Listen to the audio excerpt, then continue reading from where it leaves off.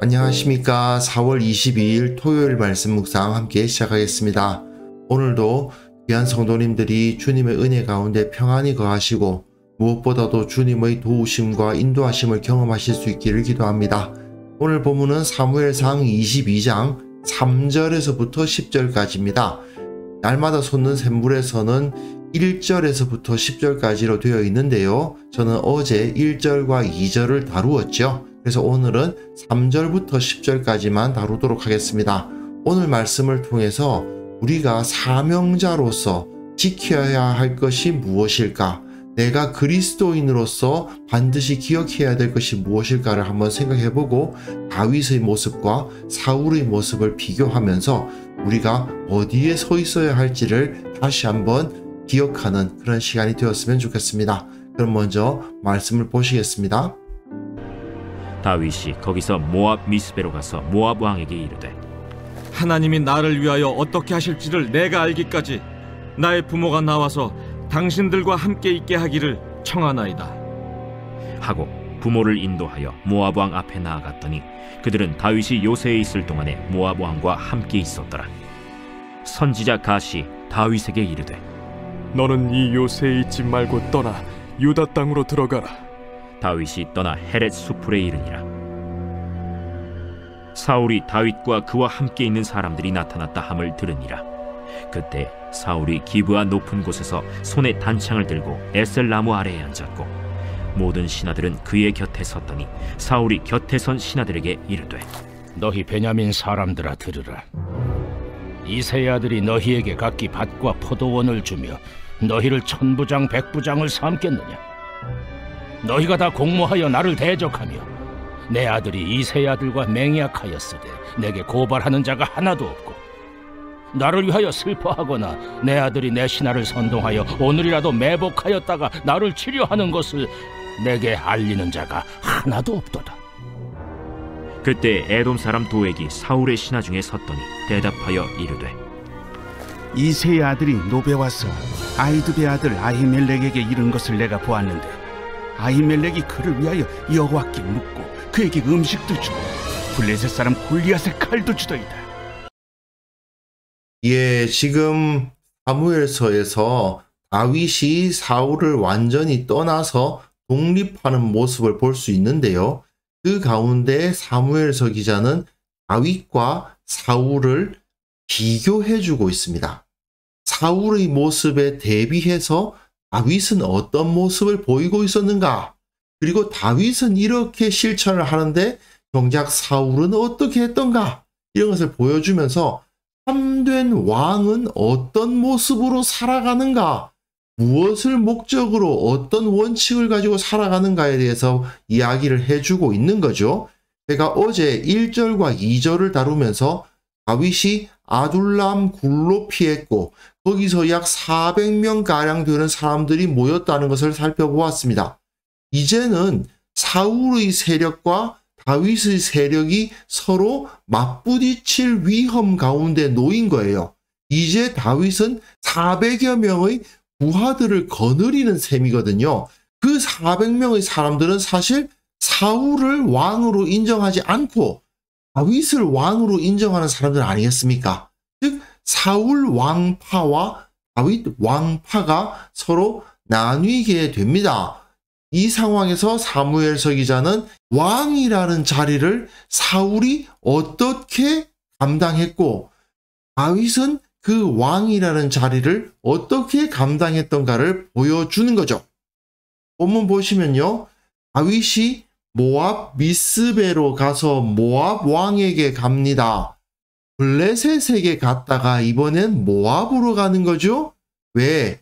나의 부모가 나와서 당신들과 함께 하기를 청하나이다. 아무래도 다윗의 증조모가 모압 여인 룻이었기 때문일 수도 있죠. 하지만 뭐 그 조상 중에 모압 사람이 있다고 해서 그렇게 가까워지기야 하겠습니까? 사실은 이해관계가 있는 거겠죠. 모압은 그 당시에는 이스라엘에 비해서 상당히 작은 나라였고 사울이 그 주변 나라들과 전쟁을 해서 승승장구하고 있었거든요. 그러니까 모압으로서는 이스라엘이 무서운 나라입니다. 사실 사울도 사울이지만 그 군대를 이끄는 다윗이 얼마나 무서운 존재였겠습니까? 그런데 그 다윗이 자기 왕인 사울과 관계가 틀어져 가지고 자기한테 와서 우리 부모를 좀 돌봐달라고 요청을 한단 말이죠. 다윗의 입장에서는 늙으신 부모님을 이리저리 끌고 다닐 수도 없는 거잖아요. 그렇기 때문에 아무래도 좀 평안히 모실 수 있는 곳을 찾아야 되고 사울은 지금 자기를 죽이려고 혈안이 되어 있는데 자기 부모님이 안전하시기가 쉽지 않다고 생각이 되니 당연히 다른 나라에 망명을 시키는 겁니다. 모압 왕의 입장에서는 다윗의 부모가 사실상 다윗이 모압을 칠 수 없게 하는 인질이 되고 또 사울이 모압을 치려고 한다고 했을 때 다윗이 모압의 편에 설 수밖에 없잖아요. 그러니 다윗의 부모를 위해서 살 곳을 조금 마련해 주기만 하면 이제 다윗은 모압을 향해서 칼을 뺄 수는 없거든요. 그러니 모압 왕의 입장에서는 나쁘지 않죠. 다윗은 이런 방법으로나마 자기 부모님을 좀 평안하게 모실 수밖에 없었던 겁니다.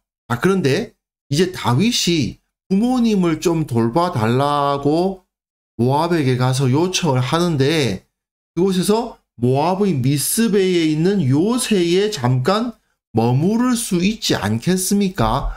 모압 왕과 함께 그 요새에 머물면서 지내는 동안은 어땠을까요? 아둘람 굴에 있을 때보다 훨씬 편했겠죠.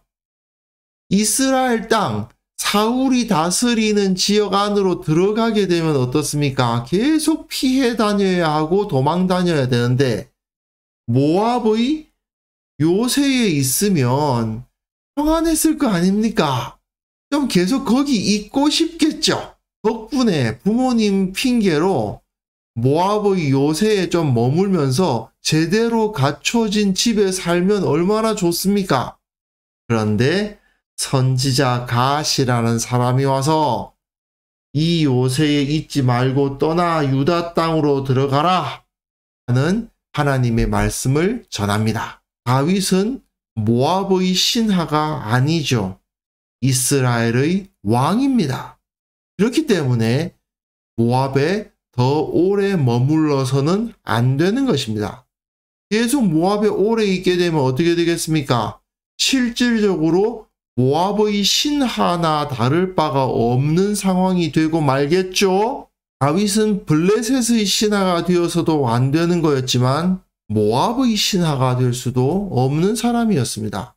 이스라엘의 왕이라는 자기 사명을 지키기 위해서는 비록 자기가 왕궁에 거하지 않는다 하더라도 이스라엘의 영토 속에서 이스라엘 백성들을 위해서 그 자리를 지켜야 했던 거예요. 하나님의 그 말씀을 들은 다윗은 떠나서 헤렛 숲풀에 이르니라 숲속으로 들어간 겁니다. 다시 텐트를 치고 노숙을 하는 생활이 시작이 된 겁니다. 참고로 지도를 한번 살펴보시면요. 이 지도가 다윗이 어떻게 돌아다녔는가 하는 것을 보여주는 지도인데요. 참 다윗이 한 곳에 머물지 못하고 계속 돌아다녔던 것을 볼 수 있습니다. 원래 기브아에 있었는데 기브아에서 라마 사무엘 만나러 잠깐 갔다가 사울이 거기까지 찾아오니까 요나단 만나서 사울이 자기를 죽인다고 하는 것을 확인받고는 노베에서 아히멜렉을 만나서 거기서 진설병 그 오래된 빵과 골리앗의 칼 하나 얻어가지고 할 곳이 없으니까 그러니까 여기는 블레셋 땅이거든요. 블레셋 땅인 갓까지 갔다가 거기서 쫓겨나서 아둘람 굴로 가고 아둘람 굴에 있다가 다시 여기서 여기까지 간 거죠. 여기가 미스바거든요. 여기까지 가서 부모님 맡기고 거기 좀 있을까 했더니 갓 선지자가 다시 들어가야 된다 하는 바람에 다시 여기를 떠나서 헤레스 숲으로 가는 것을 볼 수 있습니다. 참 다윗 고생 많이 했습니다. 한 곳에 머물지를 못하죠.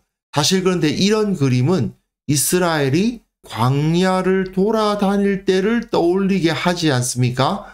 다윗은 지금 이스라엘이 광야를 헤맸던 것과 같은 경험을 사울과의 갈등 가운데서 경험하고 있는 것이죠. 이걸 통해서 하나님은 다윗을 거룩한 하나님 나라의 백성의 왕, 이스라엘의 왕으로 세워가고 계신 겁니다. 다윗은 그렇게 했는데 사울은 어떻게 했느냐?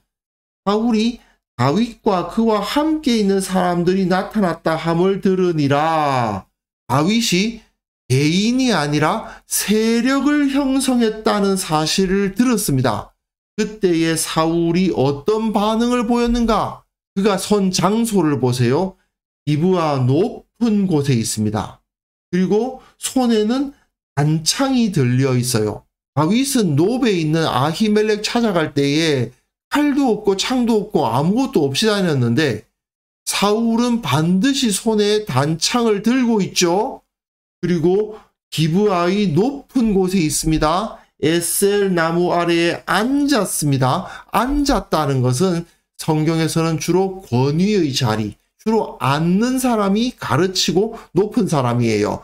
신약 성경에서도 보면 예수님이 산에 올라가 앉으시니까 제자들이 그 앞에 나아가서 말씀을 듣는 그런 그림이 그려지기도 합니다. 어쨌든 앉았다라는 것은 권세를 드러내고 있었다는 거죠. 그리고 모든 신하들은 그의 곁에 섰습니다. 분명히 다윗의 모습과는 많이 다르죠. 다윗은 이곳저곳 돌아다니면서 모압까지 가가지고 부모님을 의탁하고 거기서 머물지 못하고 다시 숲속까지 가는데 사울은 아주 굉장히 잘 갖춰진 왕궁에 있었다 하는 것을 알 수가 있어요. 그런데 사울이 하는 말을 보십시오. 곁에 선 신하들에게 말을 하는데 너희 베냐민 사람들아, 이스라엘 12지파의 왕인 사울이 자기 신하들을 뭐라고 부릅니까?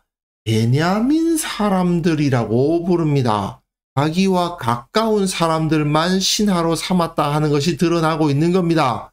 이스라엘 전체 가운데에서 용사들을 끌어모았다고는 하지만 결국 자기와 가까운 신하들은 다 베냐민 사람들이에요. 자기의 친족들밖에 없는 거예요. 그런 상황에서 이새의 아들이 너희에게 각기 밭과 포도원을 주며 너희를 천부장 백부장을 삼겠느냐? 다윗이 너희들에게 밭과 포도원 주고 천부장 백부장 삼는 거야? 하고 말하는 거죠. 이거는 왕과 신하의 관계가 어떻게 정의되어 있다는 겁니까? 왕이 신하들에게 밭과 포도원을 주고 천부장 백부장 벼슬을 주는 사람이라는 거예요. 내가 너희들 먹여 살리고 벼슬 줬는데 이런 식이죠. 다윗의 경우는 그 따르는 사람들이 다윗이 아무것도 없이 아둘람 굴에 있는데 400명이 찾아왔습니다. 무엇 때문에요? 빈털털이나 다름없는 다윗에게 아무것도 기대할 것 없는 다윗을 400명이 찾아왔잖아요. 다윗을 사랑하고 사울이 아니라 다윗이 왕이 되어야 된다는 그 믿음을 가지고 그에 대한 신뢰를 가지고 찾아온 사람들임에 비해서 사울은 지금 자기 신하들에게 내가 너네들에게 밭과 포도원 주고 벼슬도 줬지 않냐? 이렇게 이 이해관계적인 거래적인 이런 식으로 대하고 있죠. 사울이 신하들에게 그러한 믿음을 보여주고 있지도 않죠. 너희가 다 공모하여 나를 대적하고 있다. 신하들을 의심하기까지 합니다. 그런데 그 의심의 대상에 자기 아들 요나단까지 포함되어 있어요. 내 아들이 이새의 아들과 맹약하였으되 나에게 고발하는 자가 없다. 아니 왕자가 왕의 사위와 함께 친하게 지내고 그 가운데 맹약을 하고 있다는 것을 신하들 중에서 이상하게 보는 사람이 누가 있겠습니까? 그런데 그것을 가지고 고발하지 않았다고 질타를 하고 있는 거잖아요. 나를 위하여 슬퍼하거나 내 아들이 내 신하를 선동하여 오늘이라도 매복하였다가 나를 치려하는 것을, 아니 내 아들이 내 신하를 선동하여 나를 치려한다? 여기서 내 아들은 요나단을 말하는 걸까요? 아니면 사위인 다윗을 말하는 걸까요? 자신의 가장 가까운 아들도 못 믿고 사위도 못 믿고 신하들도 못 믿고, 그 신하됨은 내가 너네들한테 봉급도 주고 너네들한테 벼슬도 주지 않느냐, 이것에 근거하고 있다면 이 사람의 왕권은 이미 무너졌다고 볼 수 있는 거죠. 그 왕권이 한심한 상황에 있는 겁니다. 이런 왕에게 어떤 신하가 붙느냐? 이런 신하가 붙는 거예요. 간신배들이 붙는 거죠. 에돔 사람 도액이 신하 중에 있었는데 뭐라고 말합니까? 이새의 아들이 노베 와서 아히두바의 아들 아히멜렉에게 이런 것을 내가 보았다. 아히멜렉이 그를 위해서 여호와께 물어주기도 하고 음식도 줬고 골리앗의 칼도 줬습니다. 사실 도액이 다윗이 온 것을 보았을 때까지만 해도 다윗을 의심했겠습니까? 아니죠. 아히멜렉이 다윗을 의심할 수 없었다는 것을 그도 잘 알고 있었겠죠. 제사장 아히멜렉이 곤경에 빠지건 말건 그건 중요한 게 아니고 자기가 사울의 눈에 들 수 있는 기회다 싶으니까 그 기회를 덥석 잡지 않습니까? 그런데 이런 간신배는 어리석은 왕, 형편없는 왕에게 붙는 거잖아요. 지혜롭고 선한 왕에게 간신배가 있을 수가 있습니까? 지혜롭고 선한 왕은 간신배를 가까이 두지 않지요. 그런데 어리석고 악하고 이기적인 왕 옆에는 반드시 이런 간신배가 붙게 마련이고요. 그리고 결국 그 간신배들은 충직한 신하들을 더 떠나게 하죠. 소위 말하는 악화가 양화를 구축한다. 그런 현상이 나타나게 되고요. 결국 주위에 간신배들밖에 없는 왕은 망하게 되어 있는 것이죠. 자, 다윗은 이스라엘의 왕으로서 자기가 있어야 할 곳을 지켰습니다. 그에 비해서 사울은 높은 곳에 있기를 원했고 신하들을 호령하는 곳에 있기를 원했습니다. 하지만 그의 사명이 무엇인가에 대해서는 관심을 갖고 있지 않았어요. 다윗은 이스라엘의 왕으로서 사명을 감당하기 위해서 어디에 있어야 되는가를 알았고 그 말에 순종하고 있지만 사울은 사명을 감당하는 것이 아니라 왕좌를 지키는 데 모든 관심을 기울였기 때문에 다윗 주위에는 갓과 같은 선지자가 있는데 사울 주위에는 도액과 같은 간신배들이 붙어 있는 거예요. 다윗 주위에는 다윗 그 사람 자체를 사랑하고 그 사람을 신뢰하기 때문에 사람들이 모였지만 사울 주위에는 저 사람 옆에서 뭐 먹을 거 없나 하고 이해관계를 중심으로 사람들이 모이게 마련이고 그 가운데 충직한 사람은 거의 없죠. 다 간신배들만 남게 되어 있는 겁니다. 우리는 내가 맡은 사명이 무엇인지를 정확하게 알고 사명을 감당하기 위해서 내가 지켜야 할 자리가 어디인가 그걸 확실하게 깨닫고 그 자리에 서 있을 수 있어야 됩니다.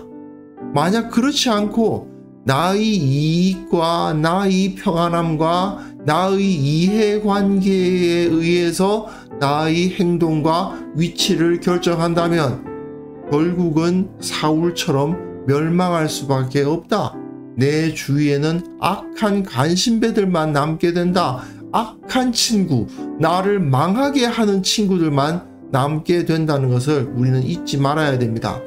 물론 사명대로 따라서 살아가는 것이 고생스러울 수 있습니다. 별로 영광스럽지 않을 수도 있습니다.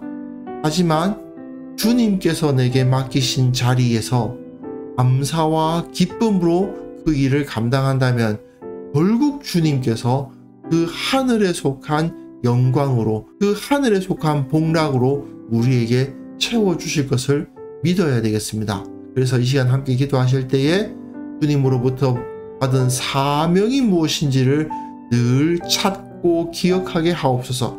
그에 걸맞는 삶을 살아갈 수 있게 하시고, 당장의 안락한 생활이 아니라 주님의 사명을 실천하는 삶을 살아가고 있음을 자랑스러워하는 참된 신앙인이 되게 하옵소서. 함께 기도하는 시간 가졌으면 합니다.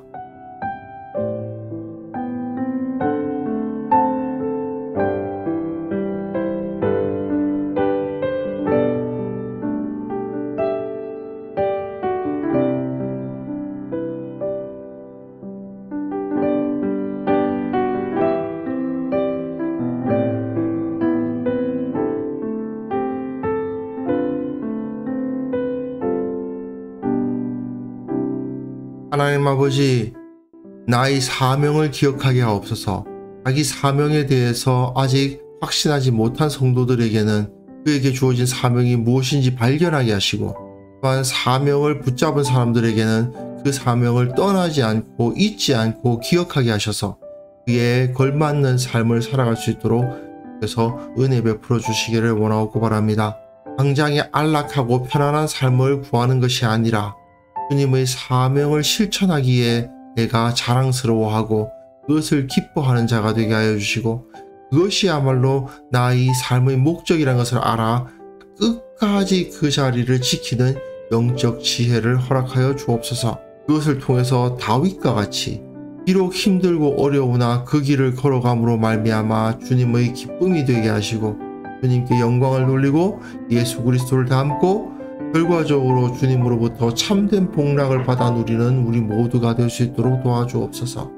아버지, 특별히 원하옵기는 이 나라와 이 민족을 불쌍히 여겨주시고, 특별히 그 앞에 서서 다스리는 위정자들에게 다윗에게 주셨던 것 같은 참된 지혜를 주셔서 이 땅에 평화와 안식이 임할 수 있도록 은혜 베풀어 주시기를 원하옵고 바랍니다. 주님, 모두가 주님 앞에서 겸손하게 하시고 주님 앞에서 바르게 하시고 주님의 뜻을 깨닫게 하시고 그것을 통해서 이 민족을 올바른 방향으로 인도하게 하여 주옵소서. 주님, 내일 거룩한 예배로 주님 앞에 드립니다. 그 예배 가운데 하나님의 능력이 임하게 하시고 선포되는 말씀과 드려지는 기도와 그 모든 순서 가운데 주님의 그 은혜가 넘쳐나는 그러한 예배가 되게 하여 주시며, 그 가운데 참여한 모든 이들이 은혜를 받고 그 주님의 능력으로 세상 가운데 흩어져 예수 그리스도의 향기를 드러낼 수 있도록, 그래서 이 땅의 모든 교회의 예배 가운데 주님의 능력으로 함께하여 주옵소서. 아버지, 오늘 하루 우리가 주님의 뒤를 따라 살아갈 때에 주께서 주시는 능력으로 잘 감당할 수 있기를 원하오니 주여 주님께서 함께하여 주시기를 원하옵고 예수님의 이름으로 기도합니다. 아멘.